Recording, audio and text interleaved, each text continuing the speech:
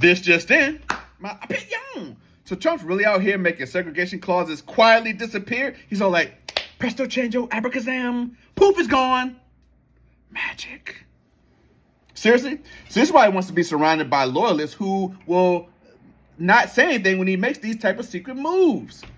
And no one will notice until maybe years later when someone accidentally stumbles upon you like, wait a minute, wasn't there a segregation clause in this document? What are you talking about?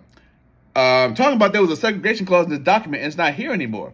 You're crazy. It's been like that for years. Now step aside. This is the whites only complaint line. Can't you see the sign, dum-dum? What's crazy is there's already people who are defending this. His Trumpsters, his MAGA maniacs, talking about, what's the big deal? This is at the federal level, not the state level. Yo, if you don't think that some of those red states are going to be like, if the federal government can do this, we can do it too.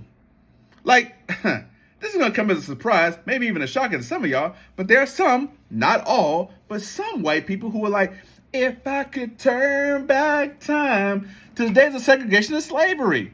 First of all, it's never going to happen, at least not without a huge fight. And second of all, there's way too many interracial couples for that. Like, can you imagine a white dude showing up to a fancy restaurant with his black wife and their kids, talking about table for four, please? And they're like, I'm sorry, sir. This is the whites only entrance. The coloreds eat out back by the dumpster.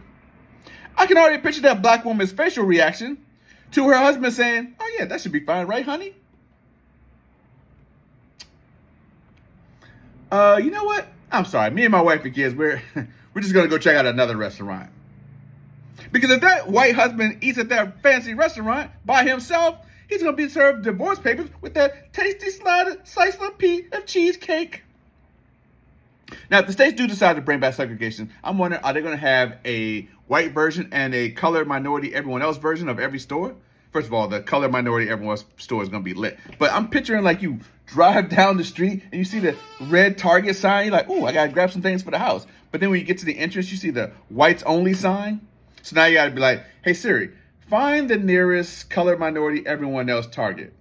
Colored minority, everyone else Target is 2.7 miles away. And if you buy something from the white version of the store, can you return to the colored version of the store and vice versa? Like you like show up to the store like, hi, I'd like to return this sweater for my friend. Oh yeah, no problem. Beep. I'm sorry, sir. This was bought at a black Nordstrom's. Okay, I mean, it's Nordstrom's. I'm here. Can I return it for my friend? No, sir. Your bro has to return it to a black Nordstrom's. Let me just say this.